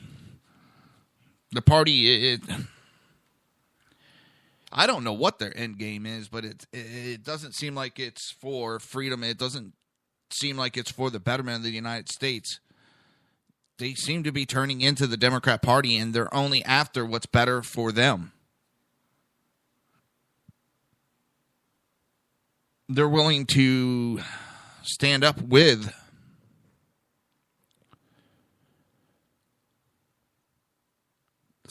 and hold hands with the Democrats. They're willing to give this election to Hillary, and they don't give a shit if it just stops Trump. Why do you want to stop Trump? Because they will lose their millions of dollars in lobbyist money. Don't tell me it doesn't go on, because just on the TPP vote, or TPA, whichever one, Biner got $3 million to vote yes. Paul Ryan got over $1 million to vote yes.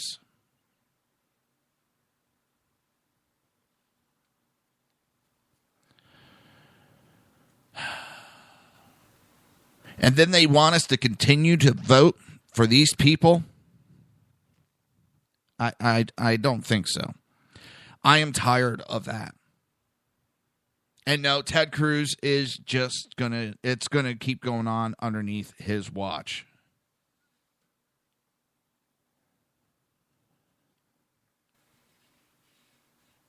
It is not going to change underneath his watch. I don't know if it's going to change underneath Trump's watch either. I mean, we can try. We've been doing the same thing over and over and over and over and over again. So why not try something different, something new?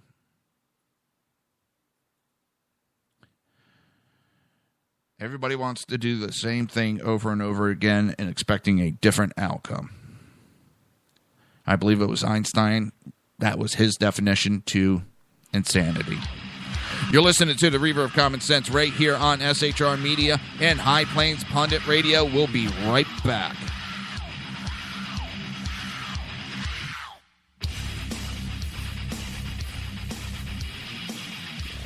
Conservative media done right. You're listening to SHR Media Network. Breaking news. According to the latest report coming out of SHR Media, a merchandise store to support both the Reaver of Common Sense and SHR Media has just been unleashed to the general public. Be forewarned that this site can be contagious and numerous items can be purchased to support the best news programming. Go to Reaver.one website and click on the store link to check out the merchandise.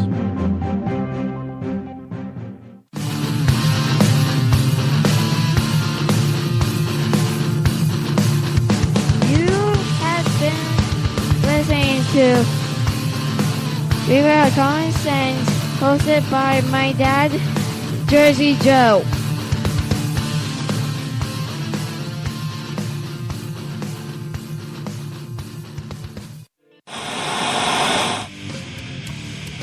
Beware, the Jersey Takeover is here.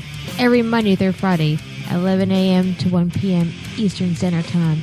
You can catch the Reaver of Common Sense show, hosted by Jersey Joe, right here on shrmedia.com and highplainsdailynews.com. Only Jersey can deliver hell like no one else, so consider this your fair warning.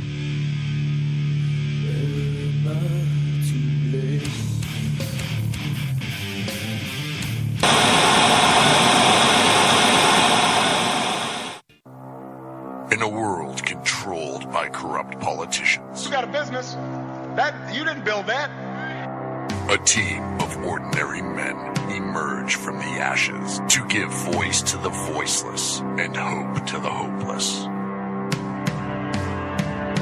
Sackhead Sean. Dude, I'm not saying cop for the stupid promo. Sackhead Clint. All good friends of ours usually show up drunk. Also starring Sacco as the producer. I'm a little bit drunk, 'cause I'm drinking. They are the Sackheads Radio Show. Every Wednesday at 8 p.m. Pacific on shrmedia.com.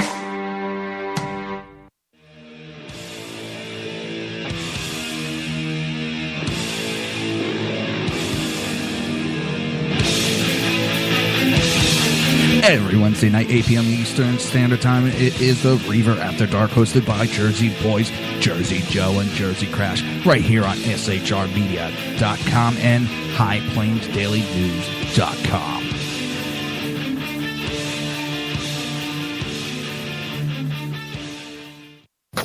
Times are dark. The people misled by corrupt politicians, lied to by establishment media, and deceived by the false messages of Islam. A nation in confusion needs a guide. It needs a man with a cane. I'm Dave Milner. Join me on Spreaker, SHR Media, High Plains Talk Radio, Live Rebooting Liberty, and YouTube for a unique brand of commentary on the unpleasant blind guide. Because truth is not always pleasant.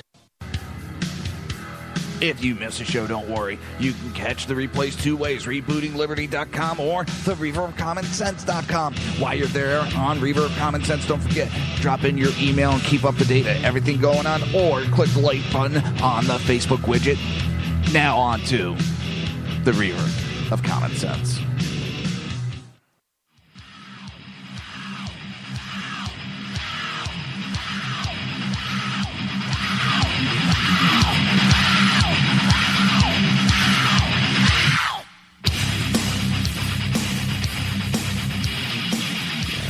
Conservative done right. You're listening to the SHR Media Network. This show contains language that some viewers may find offensive. Listener discretion is advised. And now on to the show. And welcome back to the Reaver of Common Sense show. I am your host, Jersey Joe, making sense out of the senseless. The Jersey Takeover is here. We have expanded to 2 hours every Monday through Friday, 11 a.m. to 1 p.m. Eastern Standard Time. Remember to join the live chat. Go to shrmedia.com. Click on the chat room button. Join the conversation. If you want to watch a live stream, go to Reaver.one. Click on the live stream. And if you like that live stream of course, the Reaver of Common Sense show, subscribe to it. Just hit the little subscribe button. Keep up to date. If you want to support the show, if you want to support SHR Media, go to Reaver.one and click on, you guessed it, the Reaver store. Pick yourself a t-shirt, coffee mug, or even a Reaver jersey. So, I love how they put this. North African migrants turning Berlin, notorious Coty area, into no-go zone. In other words, Muslims are turning Berlin's notorious Coty area into a no-go zone, according to a veteran drug dealer. One of the most notorious areas in all of Berlin for drug dealing and petty theft is the area outside of Cottbusser. Holy shit. Nicknamed the Coty. Gangs of criminals have long used the area, which is close to various nightclubs, to peddle drugs to partygoers and steal the possession of those too drunk to fight back. It has been reported on the Coties back in February and told how it had become a center for migrant gangs. The criminal statistics in the area leapt from 336 cases in 2014 to 775 in 2015. And many expect 2016 to increase even further.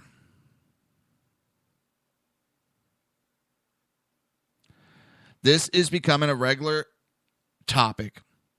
And whatever country that they show up in, these Muslims create no-go zones.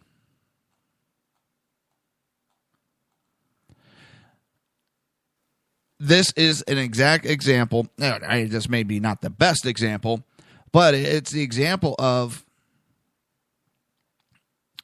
the failure to recognize what's going on. They do not want to assimilate these groups. They want to assimilate the country, the host country, into their country. And my response is, every time I hear that, if your country was so great, why aren't you still there? If it is so great, why did you feel the need that you had to run away from your country? So maybe, and then they cry that they're not accepted. Maybe try assimilating into the culture where you live. Doesn't mean you have to end your culture, but it's not their responsibility for you to integrate into their culture.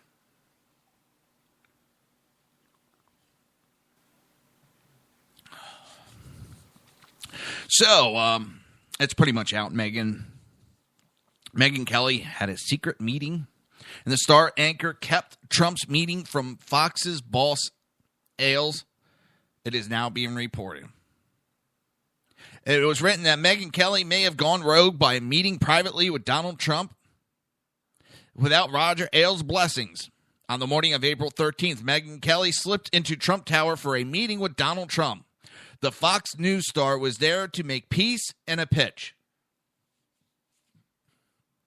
She wanted Trump to end his personal attacks on her and agreed to appear on a Barbara Walters-style special that Kelly is hosting next month. She arranged a private sit-down herself. She told Trump that not even her boss, Roger Ailes, knew she was there, and according to a source familiar with the meeting. After a reporter spotted her entering the building, news of a possible Trump war boomerang around. It got around the internet. And both CNN and MSNBC devoted breathless segments to the story. No matter what side you're on, you got to realize that this spat is hurting her career, but it can also help her career. But right now, her numbers are down. She's gotten a lot of notoriety from it, but her numbers have dropped down a little bit. And I think that's why she had the meeting. It was a good idea. It seems they have buried the hatchet and both are acting appropriately. It's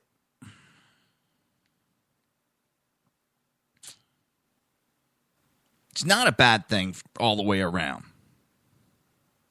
For executives caught off guard by Kelly's clandestine outreach, released a statement suggesting this was all according to plans. Of course they're going to say that. Oh, we knew what was going on. This was all according to our plan. They didn't know jack shit.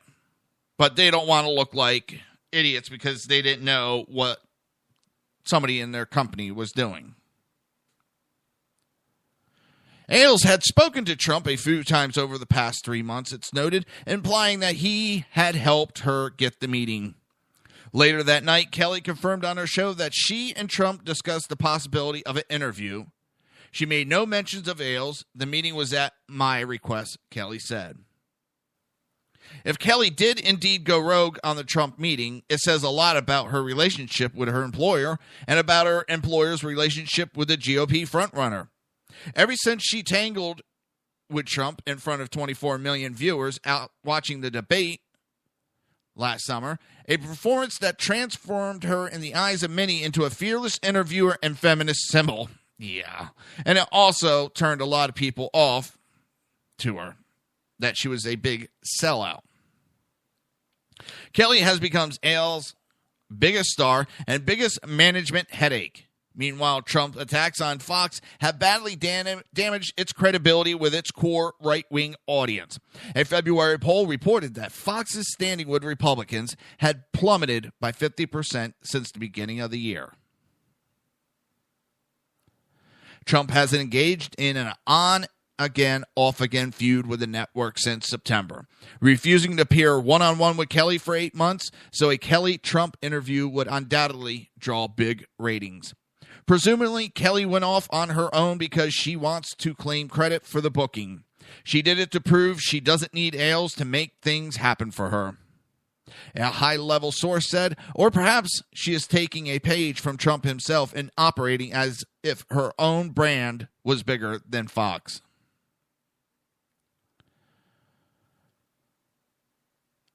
Now, that has caused tensions at Fox, which were already high. It's just getting worse. Two sources have said that a senior Fox executive instructed on-air talents not to defend Kelly against Trump's attack. Right now, Fox is in a tailspin. And they don't know what to do. They're pissed. They've been pissed. Don't get it wrong. They're pissed because they thought between them and the RNC, the GOP, you down with me? They all thought that they had full control of the people. They thought they had control of you. They thought they had control of me. They thought they could tell you who to vote for, what to think, and so forth and so on. But what they found out is there's a large populace out there that said, hold the phone. No, we've agreed with you because your points have agreed with our ideology. You're going way out of base for what we want.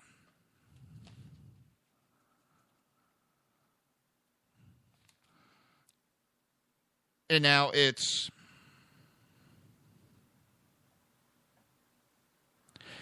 coming back to haunt them. It's hurting them. And they were throwing a hissy fit because they were upset because they thought they can control us, just as the RNC thought they could control us and tell us who to vote for. They thought Jeb Bush was a lock. Then they said, okay, probably people are just tired of the Bush. And they pushed Rubio. And we saw how that went.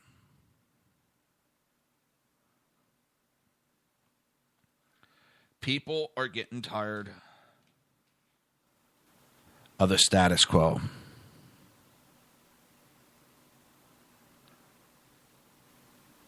I'm tired of it.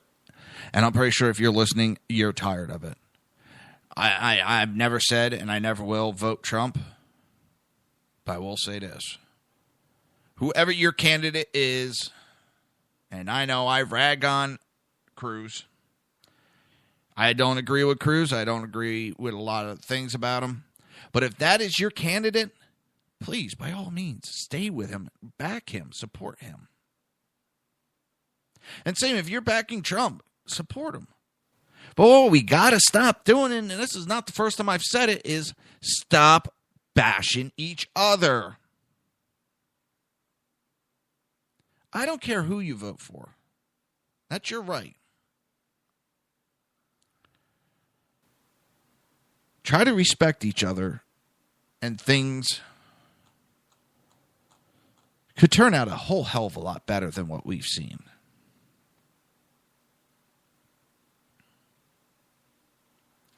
But right now, it's not good, people. It is not good. And we need to change that atmosphere. We got to stop letting these executives and politicians telling us what to think and all that, and take control of what they say and do.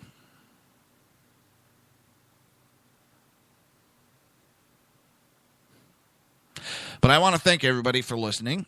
I'll be back tomorrow in my normal slot, as always, 11 a.m. to 1 p.m. right here on SHR Media and High Plains Pundit Radio.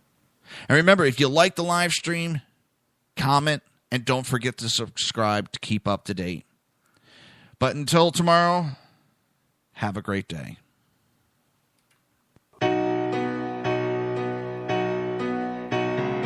You've been listening to the Reaver of Common Sense with its host, Jersey Joe. You can tune in every day, Monday through Friday, 11 a.m. to 1 p.m. Eastern Standard Time, right here on hppundit.com and shrmedia.com.